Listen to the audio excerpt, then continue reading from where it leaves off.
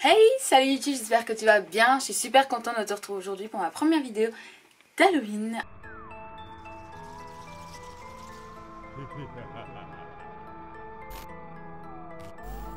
Alors, Halloween est pour moi l'une de mes fêtes préférées. Je ne supporte pas trop Noël, je préfère vraiment Halloween. Et pour cette toute première vidéo, j'avais envie de faire quelque chose en fait avec vous. Donc sur Instagram, je vous ai demandé si vous voulez participer à ma vidéo. Vous m'avez dit oui, on veut. Donc merci beaucoup. Et je vous ai demandé de me raconter vos expériences paranormales, que ce soit à petite échelle ou à grande échelle. Peu importe, c'est pas ça qui compte du tout. Il n'y aura aucun jugement et bien entendu, il n'y aura aucun nom de cité, tout simplement par respect. En fait, voilà. Je remercie à tous ceux qui m'ont envoyé leurs témoignages parce que tout simplement, je sais à quel point ça peut être dur parfois parce que les gens ne veulent pas vous croire. Mais voilà, sachez que il n'y aura aucune moquerie, aucun mode si elle raconte celle-là. Pas du tout. J'ai moi-même, je pense, enfin, est-ce qu'on peut vraiment savoir si c'est paranormal ou pas? Je ne pense pas. Maintenant, au fond de moi, je pense que j'ai vécu quelque chose qui se rapproche du paranormal. Avez-vous vu mon petit serre-tête spécial Halloween, bonsoir. Et je sais que j'en ai parlé qu'une ou deux fois et à chaque fois on m'a pris pour une folle en mode mais meuf ça n'existe pas, ferme ta gueule. Et moi ça m'avait vexée parce que j'étais en mode pourtant je ressens ces choses là, voilà. Et voilà, c'est arrivé dans des situations précises, etc. Si un jour vous voulez que je vous raconte mon expérience à moi, bien n'hésitez pas à me le dire en commentaire. J'ai reçu beaucoup de témoignages, parfois très longs. Donc voilà, je ne suis pas sûre de pouvoir tout lire. Donc si vous le souhaitez, dites-moi en commentaire si vous souhaitez une partie 2. Je vais bien voir combien de temps va durer déjà cette vidéo parce que je n'ai pas envie de cutter en plein milieu de certaines histoires, etc. Comme certains peuvent le faire sur YouTube, moi ça me plaît pas. Si quelqu'un s'est voilà, c'est donner la peine de m'écrire, de m'expliquer ce qu'il a vécu, c'est pas pour couper la moitié de l'histoire ou quoi que ce soit. Donc voilà, dites-moi si vous voulez une partie 2 avant la fin du mois d'octobre et ça me fera voilà, ça sera une vidéo bonus et ça me fera extrêmement plaisir. De toute façon j'ai gardé tous les screens, pardon. Et on va commencer tout de suite parce que là, trop de blabla tue le blabla. Donc allez vous chercher un thé, un café, un chocolat chaud parce que ça y est, c'est le retour du chocolat chaud. Faites-vous plaisir. Donc je vais commencer par la toute première histoire qu'on m'a envoyée. Et donc, je ne dirai pas son nom, mais si tu passes par là, merci de ton témoignage. Ça va paraître bizarre, mais je ressens les êtres qui ne sont plus dans notre monde. Et je fais partie d'une famille qui a énormément de dons. Par exemple, ma grand-mère est cartomancienne, ressent ce qui va se passer dans l'avenir ou voit, ça dépend. Et enfin, magnétiseuse. Alors magnétiseuse, je ne sais pas ce que c'est. Cartomancienne, je vois, mais magnétiseuse, pas du tout. Je passe pour le reste de la famille, sinon ça serait trop long. Pour ma part, je ressens les êtres qui ne sont plus de notre monde. Ceux surtout qui sont négatifs. Et je ressens ce qui va se passer dans l'avenir et les vois par cauchemar, car malheureusement pour moi, je ne vois que la mort. Ça doit être, je pense, la pire chose. Vous voyez, genre, la seule chose que tu peux voir, c'est pas un peu de bonheur, c'est que la mort, le désastre. En 2015, j'étais animatrice, je passais ma seconde partie du BAFA avec le centre de loisirs. Nous avons fait une sortie au Paris de Boulogne dans un parc dédié à l'animation, avec des tentes et des animations sur le thème de la nature. C'était tout nouveau, on y a passé la journée et sur le temps d'après déjeuner, j'étais en pause et je suis allée dans une tente, me reposer en m'asseyant et j'ai ressenti un poids très lourd sur mes épaules. Puis ma vision s'est troublée et j'ai vu noir. Quand j'ai pu enfin revoir, j'étais debout en face de moi. Moi qui étais assise, je n'étais plus dans mon corps et je ne comprenais pas. Et en plus, j'avais très peur car le moi assis me fixait en souriant. Et puis je me suis réveillée. Une petite fille de mon groupe m'avait appelé plusieurs fois par mon prénom et je n'avais pas réagi et c'est quand elle m'a touché le bras que je suis revenue à moi. Je lui ai demandé si je dormais, j'espérais sincèrement à un rêve. Elle m'a répondu que non, je fixais l'autre bout de la tente en souriant. Je nous ai fait sortir de la tente et je nous ai éloignés le plus rapidement. Me suis-je endormie, à réveiller ou est-ce réel? Le soir en rentrant chez moi, j'en ai parlé à ma mère et à ma grand-mère par téléphone. Ce n'est pas un rêve et il est possible que mon corps ait été possédé par un être assez puissant, mais quelle horreur. Le problème c'est qu'on ne pouvait pas être deux et que je me suis fait éjecter de mon propre corps. J'ai été faible de me laisser avoir ou il était super puissant, je ne sais pas et je ne sais encore moins ce qui se serait passé si la petite fille n'aurait pas été là pour que je puisse retourner dans mon corps. Encore aujourd'hui je me pose énormément de questions sur ce qui s'est passé et comment ça a pu se passer. Déjà pour moi c'est l'horreur. Imagine, t'es réveillé et tu te vois en dehors de ton corps et tu te dis il y a quelqu'un dans mon corps là. Donc déjà ton corps pendant quelques instants il ne t'appartient plus. Et ça doit être terrifiant parce que je sais qu'il y a des personnes qui font des terreurs nocturnes comme ça où ils se voient au-dessus de leur corps. Moi je trouve ça terrifiant. Réellement génial quoi. continuons, elle a autre chose à me raconter, donc on va continuer avec cette personne. Concernant les cauchemars, mon premier remonte à 2008. J'avais 14 ans en début février. J'étais en week-end seule chez mes grands-parents qui habitent dans le nord, près de la frontière belge. Salut. Un soir, je voulais pas aller dormir, j'avais mal au niveau du cœur. Et à ce moment-là, je ne savais pas que c'était les côtes qui compressaient sur le cœur à cause d'un stress. De quoi d'ailleurs, je ne sais pas. Ok. Mes grands-parents m'ont forcé à aller au lit et j'y suis allée. Malgré la douleur, je me suis endormie et pendant la nuit, je rêvais. Je ne me rappelle plus exactement et je me suis réveillée en pleurant et j'ai appelé plusieurs fois ma grand-mère qui est venue très rapidement. Je l'ai suppliée de ne jamais partir et j'ai pleuré une grande partie de la nuit en serrant fort ma mamie pendant qu'elle essayait de me réconforter. Le lendemain matin, à mon réveil, mon père était là pour me récupérer sur ordre de ma mère. Je tiens à dire que ma grand-mère n'avait pas appelé ma mère en rentrant sur Paris chez moi. J'ai posé la question à ma mère pourquoi elle avait demandé à mon père de venir me récupérer. Elle m'a dit je sentais que tu allais très mal et ça me faisait mal aussi. Je lui ai raconté ma nuit passée chez mes grands-parents et j'étais jeune donc mes parents se sont dit que c'était qu'un cauchemar. Malheureusement pour nous ce n'était pas qu'un simple cauchemar. Ma grand-mère est partie, elle est décédée le 28 février 2008. Oh mais quelle horreur. Je trouve ça juste horrible. Parce que finalement c'était un peu une prémonition si on peut dire ça. Et donc tu le savais. Et en même temps on voulait pas te croire parce que tu étais jeune, hein, tu étais encore adolescente si je comprends bien. Et souvent on ne nous croit pas à cet âge-là. Et tu aurais pu encore profiter d'elle. Enfin, moi je trouve ça horrible. Et moi je pense que ce genre de rêve existe vraiment. Pas une seule seconde, je pense que ça n'existe pas. Impossible. Et ce genre de rêve a été le premier. J'ai vu mon arrière-grand-mère décéder aussi. J'ai vu les accidents. Je les vois mais je ne connais pas la date. Tout ce que je peux faire c'est prévenir. J'en parle jamais autour de moi sinon on me prendrait pour une folle. Donc je garde ce petit secret. Waouh. C'est intense. Donc la première elle est intense à mort quoi. Enfin moi je suis un peu en mode... oui. Donc il faut savoir que je n'ai lu aucune de ces histoires avant. Parce que voilà je voulais voir de moi-même directement. Avoir à chaud en fait des réactions. Je trouve ça hyper intense et en même temps je trouve ça tellement triste qu'elle ne puisse pas en parler à part peut-être à sa famille parce que sinon ouais, on la prend pour une tarée alors qu'elle pourrait peut-être sauver des vies hein, qu'on se le dise honnêtement. Je trouve ça méga triste et en même temps hyper angoissant. Moi j'aimerais pas, hein, je vous le dis honnêtement. Donc je passe à la deuxième. Donc c'est avec plaisir que je te partage ceci. Ma maman depuis le décès de mon papa s'est intéressée à tout ça aussi et depuis elle communique avec mon père via une dame. C'est assez troublant car cette dame ne pouvait pas savoir certains faits de la vie de mes parents. Faut juste trouver la bonne personne et pas un charlatan qui profite de la tristesse des gens. Mais sinon, plusieurs me racontent dans mes amis avoir vu leur animal protégé dans la pièce. Projeté dans la pièce. Oh putain, mais... Alors déjà, moi tu viens de me dire qu'un animal avait été projeté dans la pièce, pour moi c'est terminé quoi. Je ne peux pas déjà. Waouh. Voir des ombres de personnes qu'ils ont connues, des objets d'une pièce aussi qui sont jetés alors que personne n'est là. Il y avait aussi une personne qui a vécu, comme appeler ça, je ne sais plus, mais elle est allée pendant un temps lorsqu'elle était inconsciente dans l'au-delà. Et on disait qu'elle était tellement bien apaisée qu'elle aurait voulu y rester. Comme on dit, vous savez, oh je sais plus le nom, ils en parlent de Insidious, allez voir Insidious, ils en parlent. Voilà. Yes. Ça lui paraît mais totalement irréel, ça me fascine comme ça m'angoisse. Ça je peux le comprendre, moi c'est quelque chose qui me fascine énormément et... je crois à certaines choses mais pas à d'autres. Attendez, je bois. Faut crier hein, si j'en ai sur les dents. Moi ça me fascine à mort mais ça m'angoisse. Par contre il y a certaines choses auxquelles je ne crois pas. Je ne pense pas qu'on peut être possédé par un démon hyper méga démoniaque, genre exorciste vous voyez. Bon maintenant ça se peut hein. Mais c'est pas quelque chose spécialement auquel je crois. Jusqu'au jour où ça va me tomber sur le coin de la gueule et je vais être là. Alors une autre petite charmante abonnée qui m'envoie. Alors, te raconter des expériences paranormales, donc j'ai souvent fait face à des phénomènes comme des verres qui bougeaient tout seuls dans le buffet, des apparitions quelquefois. Mais ce qui m'a le plus choqué, c'est quand mon grand-père est décédé et qu'il m'a apparu peu après sa mort. Je remarque que ça nous arrive assez souvent, pas tout le monde, en fait j'ai l'impression que c'est ceux qui sont fermés d'esprit, chez qui ça n'arrive pas. Ou après un décès, dans les heures qui suivent, dans les jours qui suivent, où à un moment donné tu le vois, c'est comme si c'était ta façon de lui dire au revoir.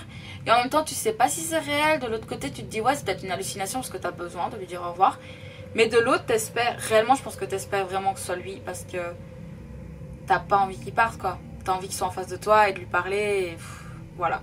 Alors là c'est une abonnée qui me suit depuis un certain temps, dont je suis très proche, dont on discute beaucoup. Donc je te remercie énormément d'avoir partagé avec moi, ça me fait vachement plaisir, j'espère qu'on pourra bientôt se voir. Alors personnellement, j'en ai connu des minimes tels que des jouets qui se mettent en route tout seuls, l'angoisse, Le dernier en date, c'est comme si on toquait à une porte et 1 minute après, même pas, mon grand est arrivé en pleurant qu'elle avait fait un cauchemar. Vous sentez le truc de film d'horreur? Moi, Mon deuxième, lui, regardait le soir par la fenêtre. Il a vu quelqu'un. Je lui avais dit de ne plus regarder, mais il l'a fait encore. Il l'a encore fait, et là, il se réveille en pleurant. Il nous dit qu'il a vu le monsieur noir avec le visage de son grand frère qui lui faisait des grimaces, et que ça lui faisait peur. Après, il se retourne et a de nouveau peur car elle était sur le palier. J'ai récité une sourate, alors je sais pas comment ça se dit, je suis désolée, sourate du Coran, et il est descendu un peu en bas. Après, on l'a remonté et il s'est rendormi. Moi, je trouve ça horrible parce que je pense que les enfants ont quelque chose qu'on n'a pas, peut-être l'innocence encore, qui fait qu'ils peuvent voir des choses que nous ne voyons pas spécialement.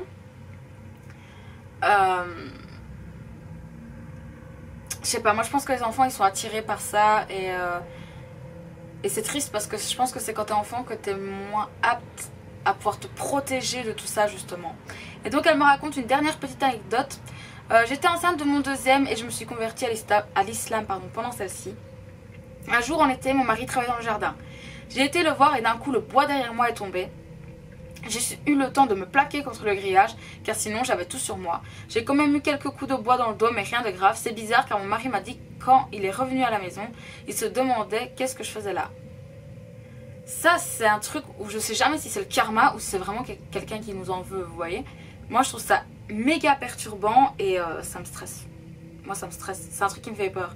Que genre un jour un esprit arrive à envoyer du mal sur moi, vous voyez ce que je veux dire. Genre à me provoquer un accident. Comme on voit ça dans les films d'horreur, d'un coup il apparaît et tu te tournes au volant et tu te craches. Moi c'est vraiment quelque chose qui me met pas en joie quoi, clairement. Alors encore une. Je n'ai jamais eu d'expérience paranormale mais il y a environ 1 mois mon oncle est décédé. Puis le 2e jour après avoir décédé je suis allée avec ma famille chez mon oncle pour dormir dans sa maison avec sa femme et ses enfants. J'arrivais pas à dormir donc j'avais décidé de descendre me faire un thé dans la cuisine. Puis après environ 10 minutes j'entendais des bruits de pas et après quelques minutes un verre s'est cassé. Je sais pas comment mais en tout cas il n'était pas tombé par terre mais il avait explosé sur la table. Voilà, ce n'est pas vraiment une expérience paranormale mais moi je pense que c'était mon oncle. Il adorait prendre des thés la nuit quand il n'arrivait pas à dormir. Je ne sais pas si ça t'a aidé ou pas. Un verre ne peut pas éclater par miracle tout seul. Moi j'ai juste ça. S'il ne tombe pas, enfin déjà à quel moment un verre tombe tout seul.